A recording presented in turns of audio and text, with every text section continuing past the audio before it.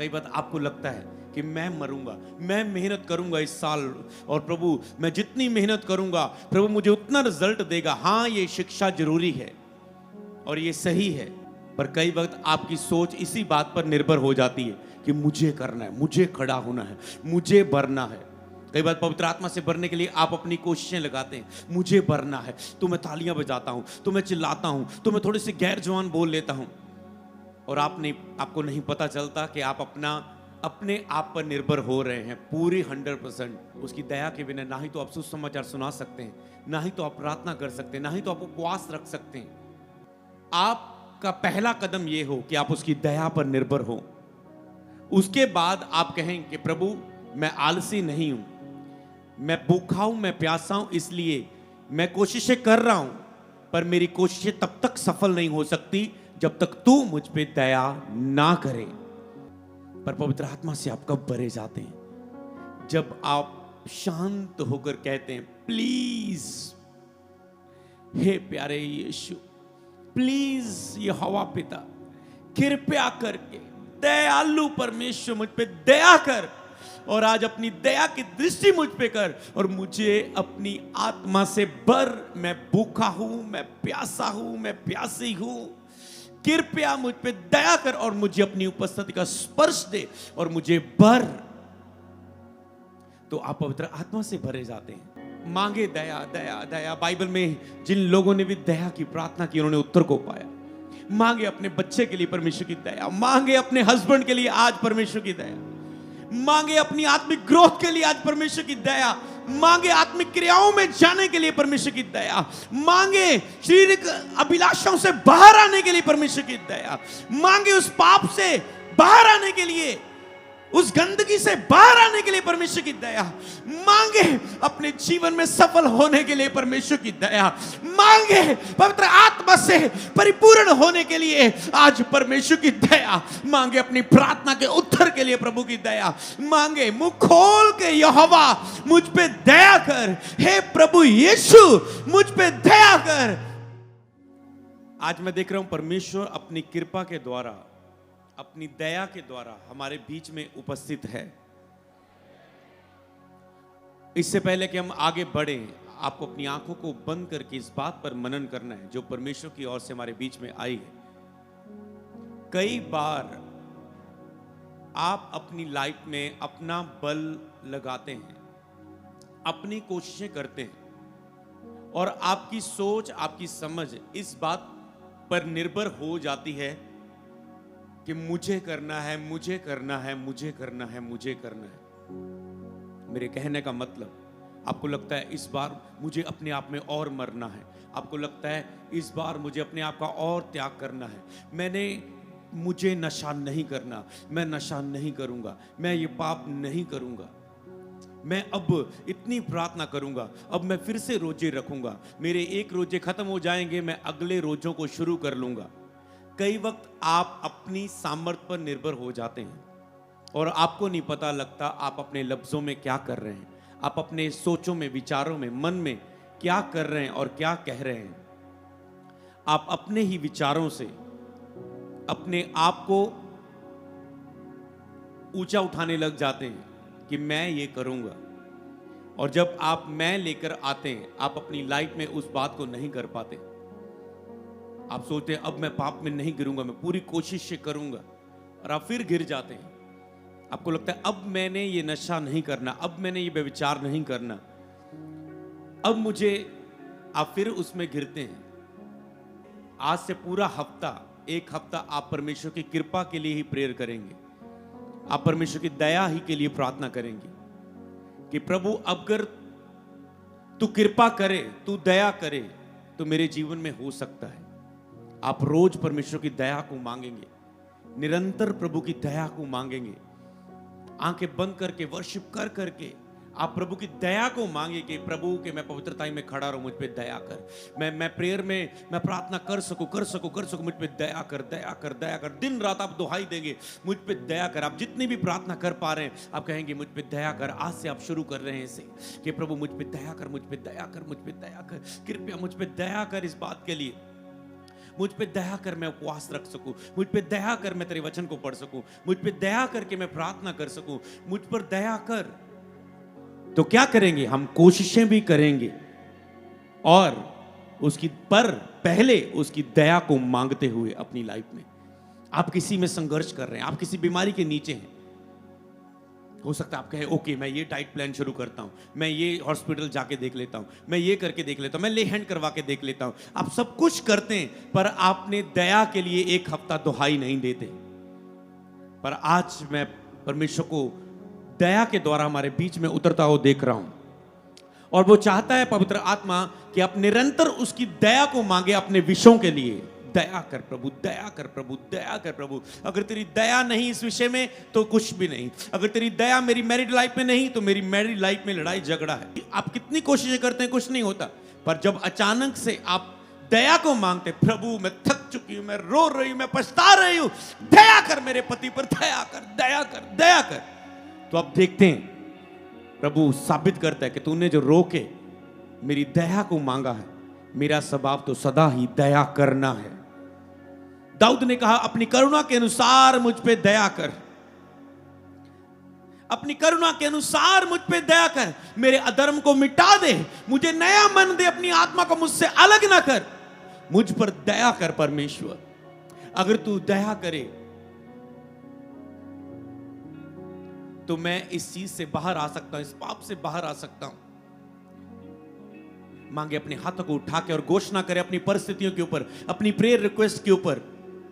जितनी आपने पिछले हफ्ते प्रार्थना का उत्तर में सीखा, सुना, रिसीव किया, कहे प्रभु मुझ पे दया कर। अपने दिल की बात खोल के परमेश्वर के सामने करें आज। Thank you Lord Jesus.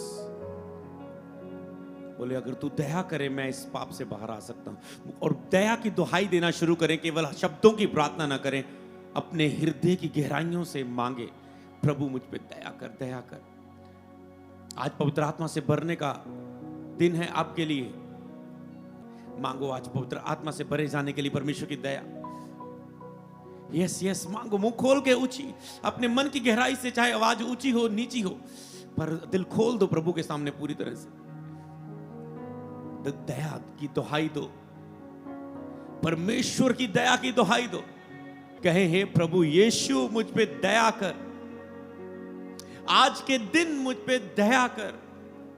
यहां पर लिखा है भजन संहिता 51 की 1 में, कहता है हे परमेश्वर अपनी करुणा के अनुसार मुझ पर अनुग्रह कर, अपनी बड़ी दया के अनुसार मेरे अपराधों को मिटा दे। अगर हम इसमें 3 शब्द आए, करुणा, अनुग्रह और दया, जो एक साथ मिलकर प्रभाव डालते हैं एक दूसरे के साथ। आप करुणा बोलते हैं, आप दया बोलते हैं, आप अनुग्रह बोलते हैं, आप मुझे ग्रेस दे परमेश्वर।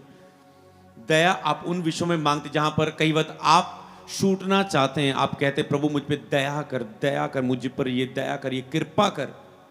अगर तेरी कृपा नहीं इस विषय में, मैं कुछ भी नहीं हूं, मुझ पे इस विषय पर दया कर, दया कर, दया कर।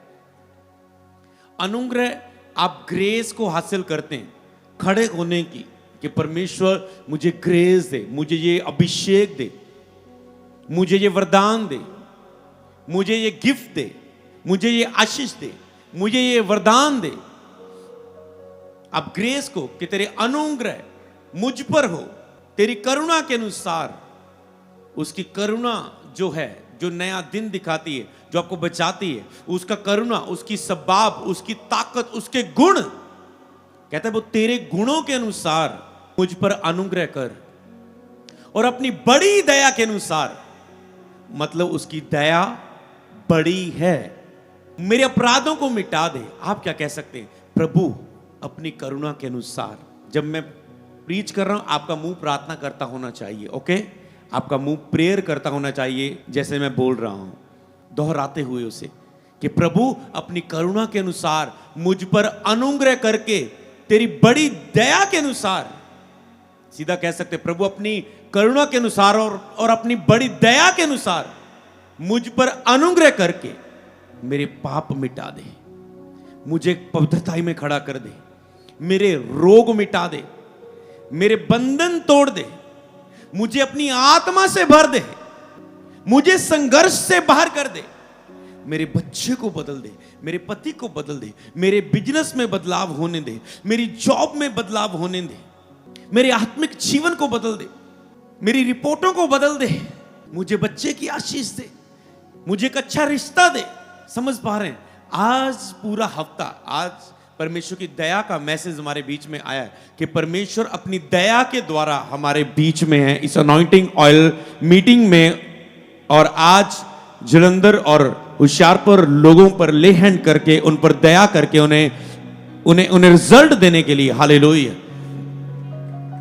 और पूरी चर्च जो आज उस ऑयल के द्वारा टच की जाएगी, जहां आज प्रभु की दया को मांगेंगे, परमेश्वर की उसी दया के नीचे होके उस ऑयल को अभिषेक किया गया है कि जैसे ही आप दया को मांग रहे हैं, परमेश्वर उस अभिषेक के द्वारा जो आपके, जिसके द्वारा आज आप टच करें होंगे, जैसे वो ऑयल आपकी लाइफ के ऊपर आप लगाएंगे, मतलब परमेश्वर की दया के द्वारा आप सुरक्षा को पाएंगे, परमेश्वर की दया के द्वारा आप पवित्रता में खड़े हो जाएंगे, परमेश्वर की दया के द्वारा किसी नशे, किसी पाप से आज आप छूट जाएंगे उस अभिषेक के द्वारा। परमेश्वर की दया के द्वारा उस अभिषेक को वो आपकी लाइफ के ऊपर उतारेगा कि आप अपनी कमजोरियों पर फतेह पाएंगे, कि आप अपनी मुश्किल से, अपने चैलेंजों से, अपने संघर्ष से, अपनी बैड न्यूज से बाहर आ जाएंगे, बुरे हालातों से बाहर आ जाएंगे। ये ऑयल एक चिन्ह के रूप में कार्य करेगा। परमेश्वर अपनी दया को आपके ऊपर प्रगट करेगा, परमेश्वर अपनी मर्सी को, अपनी दया को आपके ऊपर प्रगट करेगा कि वो जिस हिस्से में आपने दया मांगी, उस हिस्से पर वो अभिषेक आपके कार्य करेगा। जैसे कई बार अनॉइंटिंग ऑयल हम देते हैं प्रेयर करके कि परमेश्वर जहां भी ये तेरी दया को मांगता हुआ, तुझ पर विश्वास करता हुआ ये लगाए, विश्वास से वहां तो अपने दया को करना और अपने सामर्थ्य को प्रकट करना और इन्हें अपनी गवाही के लिए खड़ा करना। एक मैंने वंडरफुल प्रेजेंस और वंडरफुल ब्लेसिंग अपनी लाइफ में रिसीव की थी जब मैंने ये सॉन्ग प्रार्थना में होके गाया था, प्रभु के लिए दया का सागर है खुदा। ये ऐसे मैं प्रेयर में गाया था और ये ऑफिशियल सॉन्ग बन गया चर्च। तो उस समय मैंने एक अद्भुत ग्रेस को महसूस किया, तो मेरे अंदर से ये भजन निकला था कि दया का तू सागर है खुदा, अपनी दया से तू चला, अपनी दया से तू बढ़ा, तुझसे अलग होके हम कुछ नहीं कर सकते, अपनी दया से बढ़ा, अपनी दया से चला। हम कहते हम बढ़ेंगे, हम कहते हम करेंगे, पर हम कुछ भी नहीं कर पाते, पर तू दया करे तो हम कर सकते हैं। समझ पाए? तो इसी रीति से आपको गीतों के द्वारा, भजनों के द्वारा कैसे दया मांगनी, गीत लगाकर, दया के पुकार के गीत लगाकर, गीत खुद गाकर, लगाकर भी, चर्च में आकर भी, खुद भी गा गाकर, प्रभु मुझ पे दया कर, प्रभु मुझ पे दया कर। प्रार्थना बाइबल पढ़ पढ़ के जो ऐसे वचन आपको मिले, प्रभु तूने इस व्यक्ति पर हील किया, मुझ पर भी दया कर, वचनों को पढ़ते पढ़ते प्रभु की दया को मांगे। प्रभु मेरे साथ भी ऐसा हो, मूसा ने तुझे देखा, पौलुस ने तेरी सामर्थ को रिसीव किया, पतरस की प्रभु परमेश्वर परछाई से लोग हील हुए, प्रभु मुझ पर भी दया कर। आप जब भी पढ़ रहे हैं, आप बाइबल को पढ़ते जाओ और ग्रेस मांगो, पढ़ते ना जाओ ज्ञान के रूप में। जिस वचन को पढ़ रहे हैं, प्रभु मुझ पर भी दया कर, इस वचन के अनुसार मेरे साथ हो। मरियम ने कहा तेरे वचन के अनुसार मेरे साथ हो। जब दूत ने कहा तू गर्भवती होगी, तेरे पुत्र जनेगी, उसका नाम यीशु रखना, उसने कहा तेरे वचन के अनुसार हो, जैसा तू कहता है। हालेलुया। कई बार आप ऐसे शब्द बोलते हैं, यकरिया के शब्द ऐसे थे जब यूहन्ना दुनिया में आने वाला था, उनके शब्द, अच्छा ये कैसे होगा, नकारात्मक शब्द होने लगे। तो दूत ने उसकी जबान को बंद कर दिया जब तक बच्चा दुनिया में नहीं आया। वो यूहन्ना जिसने यीशु मसीह को बपतिस्मा दिया, वो कहता है मैं तो कुछ भी नहीं हूं उस प्रभु के सामने, मैं तो उसके पहले मन फिर आपका प्रचार कर रहा हूं, पर मेरे जो बाद आने वाला, वह तुम्हें पवित्र आत्मा और आग से बपतिस्मा देगा अपनी दया के द्वारा। हालेलुया। मैं तो बस पानी से बपतिस्मा दे रहा हूं। तो उस यूहन्ना, क्योंकि वो शब्द, कई बार आपके लाइफ में आप ऐसे शब्द बोलते रहते हैं, मैं फास्टिंग करूंगा, मैं ये मैं फास्टिंग, ये चीज मैं ऐसे करके जीत लूंगा, मैं ऐसे करूंगा, मैं वैसे करूंगा, आप चाहते हैं। तो जो भी विषय बोलते हैं, आज से आप मन फिराएंगे जहां पर आपको लग रहा है कि मैं अपने बल को बोलने लगी, मैं अपने बल को बोलने लगा। नहीं नहीं, मुझे पढ़ना है, मुझे पढ़ना है, मेरा एग्जाम है, मुझे अगर मैं ये पढ़ूंगी, मैं समझ पा रहे, आपने दया बिल्कुल भी नहीं मांगी और अपनी पढ़ाई करने पर इतना जोर दिया, फिर आपने देखा कि जो मैंने पढ़ा वो तो आया ही नहीं। आप भूल जाते हैं दया को मांगना। आप अपना बल, कभी कभार ऐसा आपकी लाइफ में होता है, कई बार हमने प्रार्थना सभाओं में देखा, जब हमने पूरा जोर लगाया और कुछ ज्यादा अद्भुत नहीं हुआ, पर कई सभाएं ऐसे हुई हमने कोई जोर नहीं लगाया, हम आए और प्रभु ने अचानक से अपनी उपस्थिति को उतारा, दया को उतारा और लोग भरने लगे। हालेलुया। ये है दया, अगर आप समझे तो ये है दया। कई बार आपको लगता है ओ मैंने रोजे रखे, ओ मैंने वो कुछ किया, हाँ वो एक हिस्सा है, पर वो हमेशा काम नहीं देता कई वक्त। पर जब आप कहते प्रभु दया कर दे, जब आप जाने से पहले कहते दया करना, दया करना, दया करना, एग्जाम देने जा रही हूं, टेस्ट देने जा रही हूं, इंटरव्यू जा रहा हूं, दया करना, दया करना, दया करना, जब आप कह रहे प्रभु दया करना, पूरी दया से, आप दया से केवल इंप्रेस नहीं कर रहे हैं प्रभु को, आप रियल, आप अंदर से, कई बार आप कोशिश कर रहे हो, आपको लगता है ऐसी आराधना करूं, ऐसे शब्द बोलूं, शायद प्रभु खुश होकर दया कर देगा। नो, लेकिन मनुष्य तो बाहरी रूप को देखता है, बाहरी शब्दों को सुनता है, यहोवा हृदय की गहराइयों को जांच लेता है, परख लेता है तेरे मन में क्या है। जब उसकी दया के लिए तेरा मन टूटा हुआ नहीं, टोटल पिसा हुआ नहीं, तब तक वो नहीं होता है। याद है मैंने बताया था कि एक दिन मैं सबके लिए प्रेयर कर रहा हूं और पवित्र आत्मा का स्पर्श लोगों को सबको मिल रहा है। एक व्यक्ति पर हाथ रखा, उसे स्पर्श नहीं आ रहा है, उसे उस पर स्पर्श नहीं हो रहा है पवित्र आत्मा का। तो मैंने कहा ये क्यों? तो मैंने पवित्र आत्मा से पूछा, अचानक से मैंने प्रेयर चलती चलती मन में पूछ लिया कि पवित्र आत्मा ऐसे क्यों? पवित्र आत्मा ने कहा इसे बोल, कि ये अपने मुंह से कहे पवित्र आत्मा प्लीज प्रभु मुझ पे दया कर, पवित्र आत्मा प्लीज मुझे स्पर्श कर, परमेश्वर कृपया मुझ पे दया कर और मुझे अपनी आत्मा से भर। पहले वो व्यक्ति ऐसे खड़ा था, मैं हाथ रख रहा, वो ऐसे खड़ा नॉर्मल। तो मैंने देखा, तो मैंने उसे बोला कान में, ऐसे पूरे भूख के साथ कहे प्रभु यीशु मुझ पे दया कर, मुझे अपनी आत्मा से भर, मुझे स्पर्श कर, मैं भी चाहता हूं मुझे स्पर्श कर। और वो ऐसे खड़ा था पहले, वो लग गया, वो पूरा सीरियस हो गया। जैसे ही उसके अंदर से ये चीज निकला, प्लीज दया कर मुझे भर, मैंने हल्का सा हाथ लगा, टच ढम करके गिर गया वो पवित्र आत्मा से भर।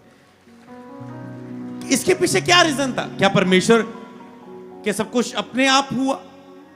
नो, कुछ उसके बीच में दिया गया। इसी तरह आज का वचन सुन के आप विश्वास करें और प्रभु की दया निरंतर मांगना शुरू करें। लिखा है एक अन्यायी व्यक्ति ने, जो ना तो परमेश्वर से डरता है ना मनुष्य से डरता था, कुछ नहीं मानता था, डर नहीं रखता, अमीर व्यक्ति, विधवा आके उसको कह रही मेरी हेल्प कर दे, मेरी हेल्प कर दे, तू अमीर व्यक्ति, मैं तेरी दुहाई देती हूं, मेरे पास घर में कोई कमाने वाला नहीं, मेरा एक मसला हल कर दे, मेरी मुसीबत का हल कर दे।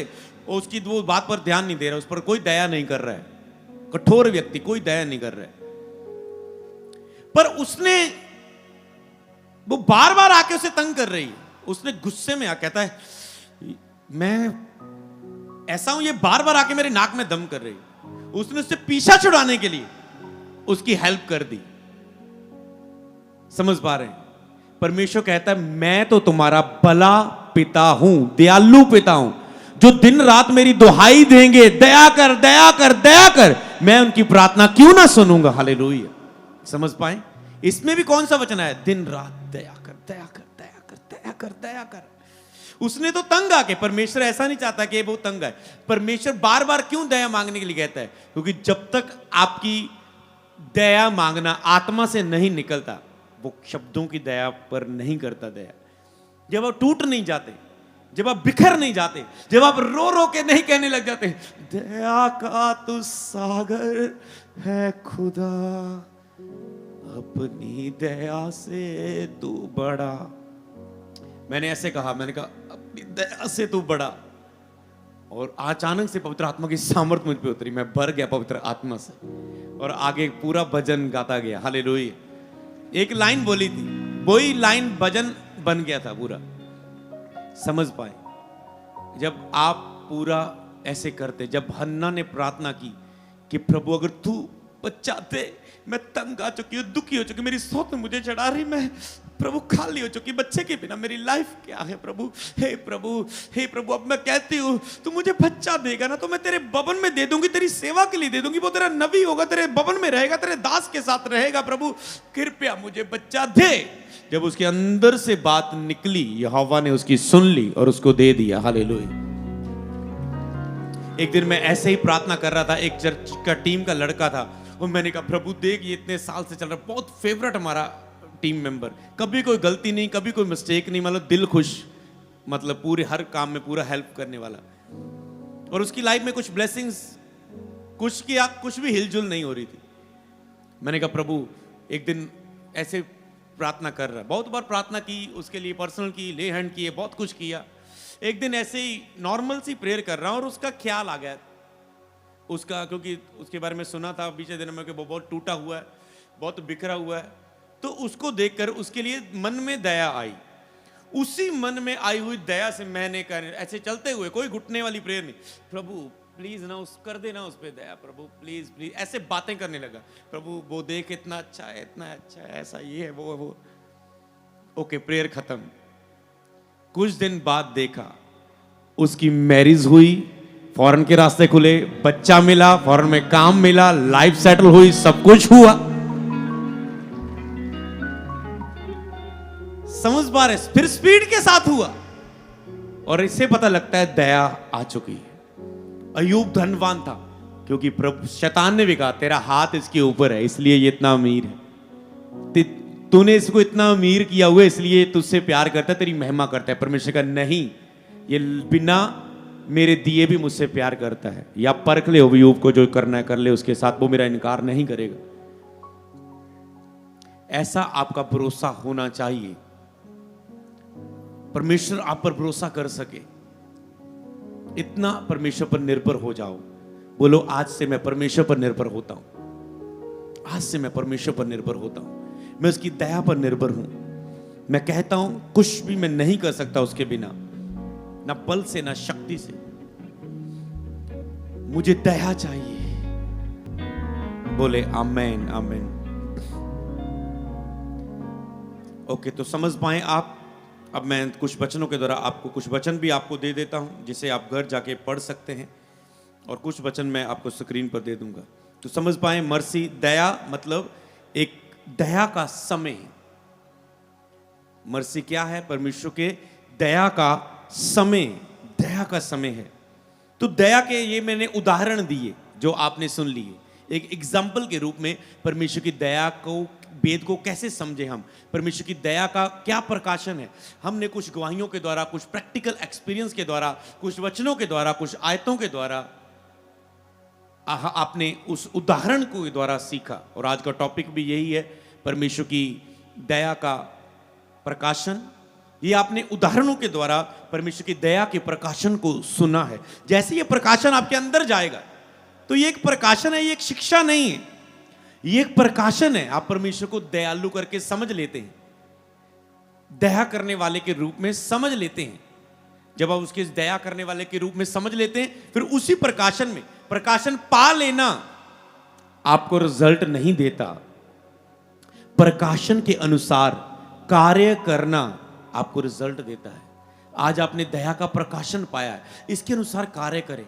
जाएं अपने चलते फिरते, अपने बिजनेस में, अपनी जॉब में, अपने कार्यों में, अपनी प्रेयर में, अपनी फास्टिंग में, और कहते जाएं, अपने परिवार को छूते जाएं, दया कर, दया कर, दया कर, दया कर। तो आपने दया के उदाहरण को देखा। कुछ पॉइंट आप लिख सकते हैं। दया के उदाहरण आपने सीख लिए, दया का प्रकाशन आपने सीख लिया। दया न्याय पर प्रबल होती है।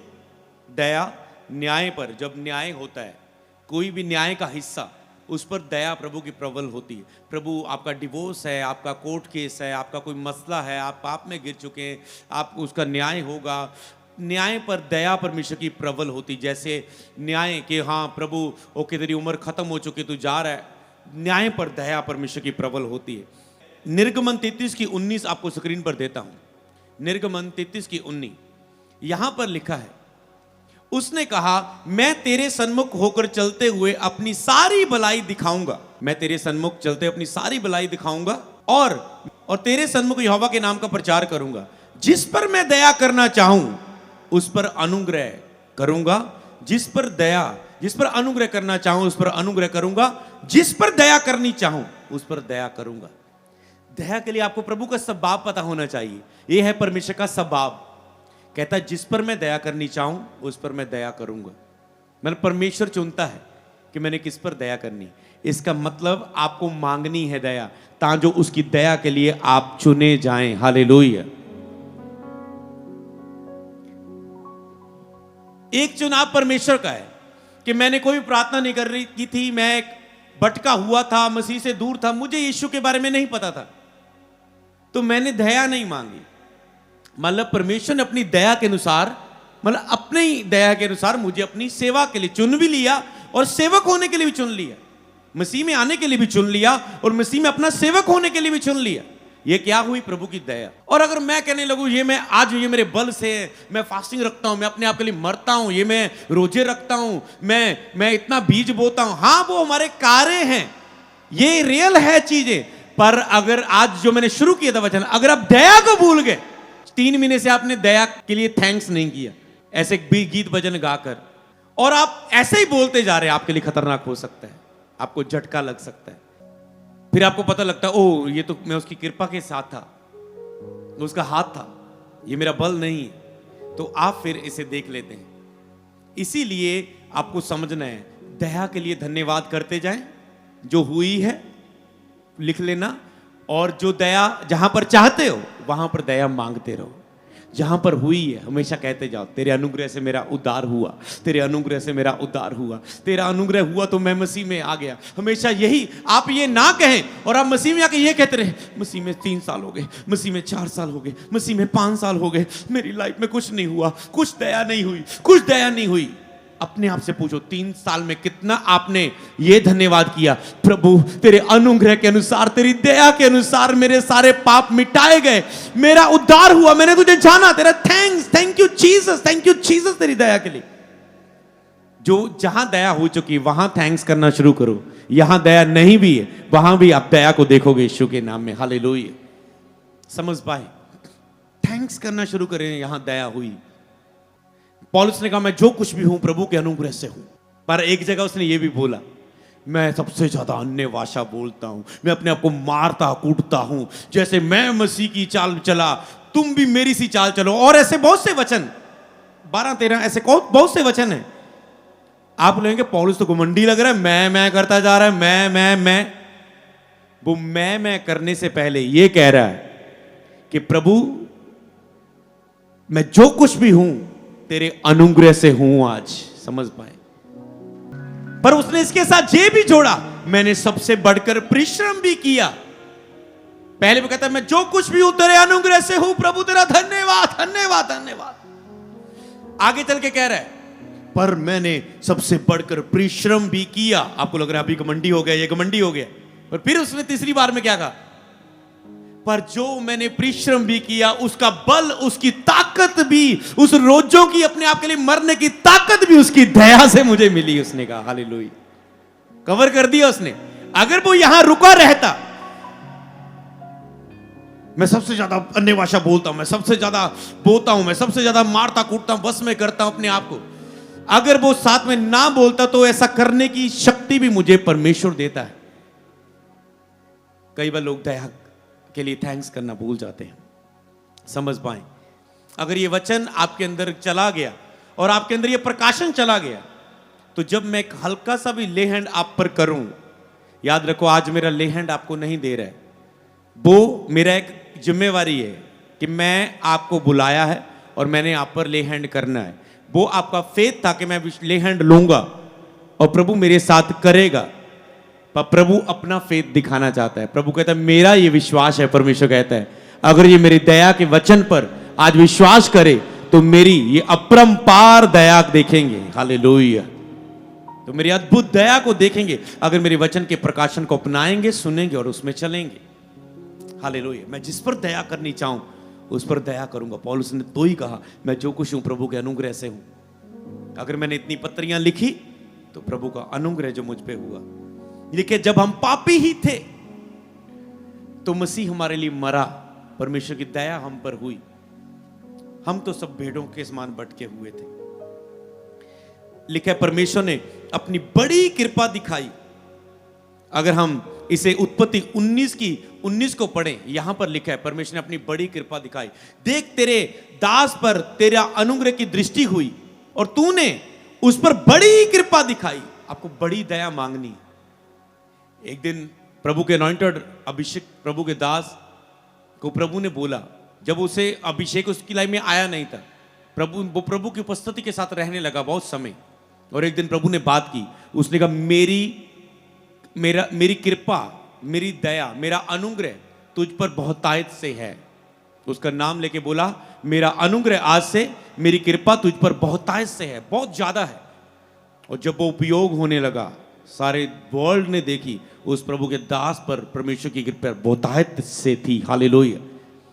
तो जो इतने सालों बाद उसकी लाइफ में हुआ, वर्ल्ड मिनिस्ट्री की पूरे वर्ल्ड में, तो उसके पीछे क्या था? प्रभु ने कितने साल पहले बोला था, मेरी एक शब्द आया बस, प्रभु के साथ रिश्ता बनाने के कारण, रोज उसकी हुजूरी में रहने के कारण, मेरा अनुग्रह तुझ पर बहुतायत से है बेटे, मेरा अनुग्रह तुझ पर बहुतायत से है। क्या आज आप भी इस शब्द के लिए भूखे और प्यासे हो जाएंगे कि प्रभु आपके लिए भी कहे, मेरा अनुग्रह तुझ पर बहुतायत से बेटी, आज से तू देखेगा मेरी महिमा को। हालेलुया। ये है बड़ी दया। लिखा वो और भी अनुग्रह देता है। बहुतायत का अनुग्रह बाइबल में बोला गया। अनुग्रह अकेला शब्द नहीं, बहुतायत का अनुग्रह, बहुतायत की दया, बहुतायत की दया आपके जीवन के लिए वो उंडेलना चाहता है। मतलब थोड़ी थोड़ी नहीं, किस किस हिस्से में नहीं। जब आप कहते हैं आप बहुत सी हिस्सों में आप ब्लेस हैं, आप एक मनुष्य को देखते हैं, आप कहते हैं सब दिशाओं में ये व्यक्ति ब्लेस है, ये मैरिज में ब्लेस है, ये बच्चों में ब्लेस है, ये हेल्थ में ब्लेस है, ये पैसे में ब्लेस है, ये मिनिस्ट्री में ब्लेस है, ये व्यक्ति गाने में ब्लेस है, बजाने में। जब आप किसी को देख, आप कहते हैं इसका मतलब बहुतायत का अनुग्रह उस व्यक्ति पर, किसी किसी हिस्से पर नहीं, उसके बहुत सारे हिस्सों पर, जिस चीज पर वो हाथ लगा रहा है।